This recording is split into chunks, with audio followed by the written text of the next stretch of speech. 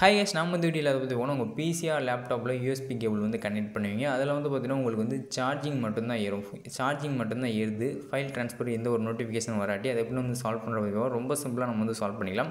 நீங்கள் வந்து பார்த்திங்கன்னா உங்களுக்கு கம்பெனிக்கு உண்டான யூஎஸ்பி கேபிள் வந்து கனெக்ட் பண்ணிங்க. உங்களோட கம்பெனி ஃபோன் வந்து பார்த்திங்கன்னா எம்ஐனா அதுக்குண்டான யூஎஸ்பி கேபிள் வந்து நீங்கள் வந்து கனெக்ட் பண்ணிங்க.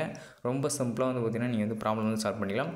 இப்போ வந்து பார்த்திங்கன்னா நம்ம வந்து லோக்கல் கேபிள் தான் யூஸ் பண்ணியிருக்கோம். அதை எப்படி நம்ம சால்வ் பண்ணிக்கிட்டோம்னா உங்கள் மொபைல் ஃபோனோட செட்டிங்ஸ் ஆப்ஷன் வந்து கிளிக் பண்ணிட்டு சிஸ்டம் வந்து கிளிக் பண்ணுங்கள். இப்போ வந்து பார்த்திங்கன்னா டெவலப்பர் ஆப்ஷன் ஒரு ஆப்ஷன் இருக்கும். அதை வந்து கிளிக் பண்ணுங்கள். அதை வந்து கிளிக் பண்ணிட்டு கீழே ஸ்க்ரோல் பண்ணிட்டு வந்தீங்கன்னா யூஎஸ்பி டீபக்கிங்னு ஒரு ஆப்ஷன் இருக்கும். அதை வந்து நீங்கள் வந்து எனேபிள் பண்ணிக்கலாம். நம்மளுக்கு வந்து பார்த்திங்கன்னா டீபக்கிங் ஆப்ஷன்ஸில் வந்து பார்த்திங்கன்னா கீழே வந்து பார்த்திங்கன்னா யூஎஸ்பி டீபக்கிங் ஆப்ஷன் இருக்கும். அதை வந்து கிளிக் பண்ணி நம்ம வந்து ஓகே கொடுத்துக்கலாம். இப்போ வந்து பார்த்திங்கன்னா நம்மளுக்கு வந்து ஃபைல் ட்ரான்ஸ்ஃபர் நோட்டிஃபிகேஷன் நம்மளுக்கு வந்து ஆன் ஆயிடுச்சு. இப்போ வந்து பார்த்திங்கன்னா நம்ம வந்து ஆன் பண்ண போதும் நம்ம பிசியில் வந்து பார்த்திங்கன்னா அந்த ஃபைல் நம்மளோட ஃபோனோட ஃபைல் ட்ரான்ஸ்ஃபர் எல்லாமே நம்மளுக்கு ஷோ ஆரம்பிச்சிடும். இந்த வீடியோ பிடிச்சா லைக் பண்ணுங்கள். தேங்க்ஸ் ஃபார் வாட்சிங் சேனல். Bye S.